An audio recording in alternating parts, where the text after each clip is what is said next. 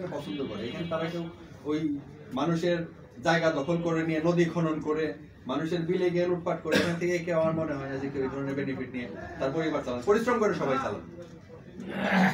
আমাদের দলটারে শক্তিশালী এবং ঐক্যবদ্ধ করতে গেলে আমাদেরও, আমার সবাই নেতৃবৃন্দ এখানে আছেন, আমাদেরও কিছুটা ছাড় দিতে হবে। একটা মানুষ হয়তো কোনো বেনিফিটে কোনো স্বার্থে মানুষের সাথে ছিল, ক্ষমতার কাছাকাছি থাকতে সবাই পছন্দ করে, এখন ক্ষমতা নাই সেই মানুষগুলো নাই, কিন্তু যে মানুষগুলো ছিল এর মধ্যে বেশিরভাগ মানুষই কিন্তু আমাদের।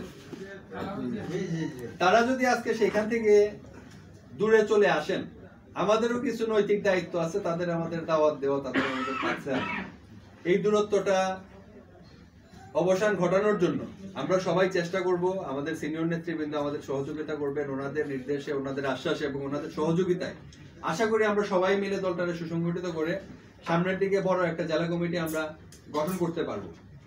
সেই প্রত্যাশা আপনাদের সবার কাছে রাখি, আপনাদের সহযোগিতা চাই। আর আজকে আমাদের দলের ব্যাপারে যে কথাগুলো উঠছে যে আমরা রাজনীতি করতে দিবে না, আমাদের পার্টি অফিসে গিয়ে হামলার মামলা করছেন, ওনাদের প্রায় সবার মুখেই এখন একটা কথায় খুব বেশি একটা শব্দ ইউটিউবে ফেসবুকে ঢুকলেই দেখা যায় ফেসিবাদ ফেসিবাদ। এখন যে এই জিনিসটা হচ্ছে সেটা কোন বাদ?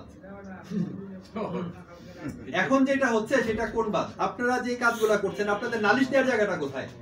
আমি আজকে সুনামগঞ্জে বসে একটা অপরাধ করি, আমার নালিশ দেওয়ার জন্য আমার গার্জিয়ানরা আছেন, আপনাদের এখানে গার্জিয়ান হয় না, দলগতভাবে আমার কেন্দ্রীয় চেয়ারম্যানের কাছে যান, আমার পার্টি চেয়ারম্যানের কাছে যান, আমার জায়গা আছে, আপনাদের নালিশটা আমরা কার কাছে দিব?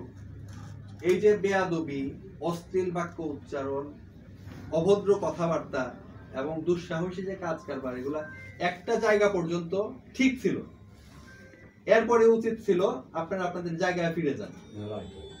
আপনারা আসছেন, আপনারা বলবেন যে আমার তো লেখাপড়া শেষ, আমি ব্যবসা করছি, কিন্তু আপনার পিছনে যারা 10টা ছেলে ঘুরছে সে তো লেখাপড়া করার বয়সটা।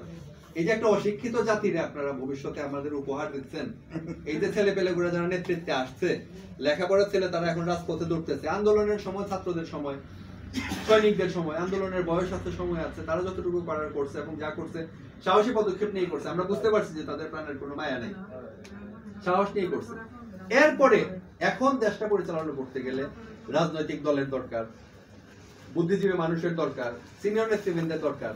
আপনারা কয়েকজন বুঝলাম আপনারা শিক্ষিত মানুষ, আপনাদের লেখাপড়া শেষ, আপনারা নিজস্ব ব্যবসা করছেন, আপনাদের পিছনে আমাদের সুনামগঞ্জ শহরেই দেখেন কলেজে পড়ুয়া ছাত্ররা যারা আজকে আন্দোলন শেষে তাদের কলেজে ফিরে যাওয়ার কথা, ক্লাসে ফিরে যাওয়ার কথা, তারা এখন বসে দেশ গঠনের চিন্তা করছেন। এই ছেলেটার তো এখনো শিক্ষা দীক্ষা শেষ হয় নাই, তার তো বাকি আছে, তার উচ্চ শিক্ষার বাকি আছে, ধ্যান ধারণার বাকি আছে, আস্তে বিশ্ব সম্বন্ধে জানার তার বাকি রয়ে গেছে। এই ছেলেটার মাথায় আপনারা এই যে জিনিসটা ঢুকিয়ে দিলেন, এই বাংলাদেশের ভবিষ্যৎটাকে, এই জেনারেশন তো আমাদের গ্যাপ পড়ে যাবে।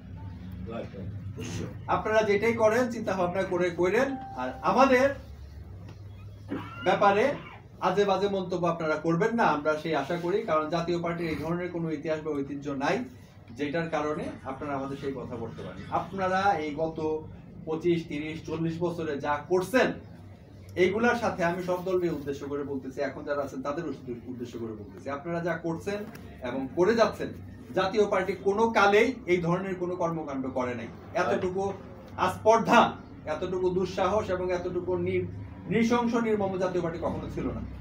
ভবিষ্যতে মানুষ এটা বুঝতে পারবে, আরো কিছুদিন যাক, 6 মাস 1 বছর যাক, জাতীয় পার্টি কোন লেভেলের রাজনীতি করে, জাতীয় পার্টির মানুষগুলা কেমন, জাতীয় পার্টির নেতৃবৃন্দ কেমন, সবাই কিন্তু পরীক্ষা করা মোটামুটি অল্প সময়ের মধ্যে হয়ে যাচ্ছে। জাতীয় পার্টির ব্যাপারে মানুষ ধারণা নিয়ে নেবে ইনশাল্লাহ। পরিশেষে এই ঠান্ডার সময় আপনারা বিভিন্ন জায়গা থেকে কষ্ট করে আপনারা আসছেন, এখানে আমাদের সময় দিচ্ছেন, আমাদের জাতীয় পার্টির প্রতিষ্ঠাবার্ষিকী পালনে আপনাদের স্বতঃস্ফূর্ত যেই সহযোগিতা ছিল, এই জন্য আপনাদের সবাই আমি ধন্যবাদ জানাই। আমার মুরব্বীদের আমি অশেষ ধন্যবাদ জানাই, পরিশ্রম করছেন, সময় দিচ্ছেন।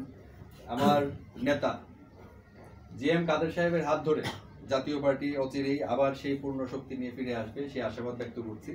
সবাইকে আসসালামু আলাইকুম।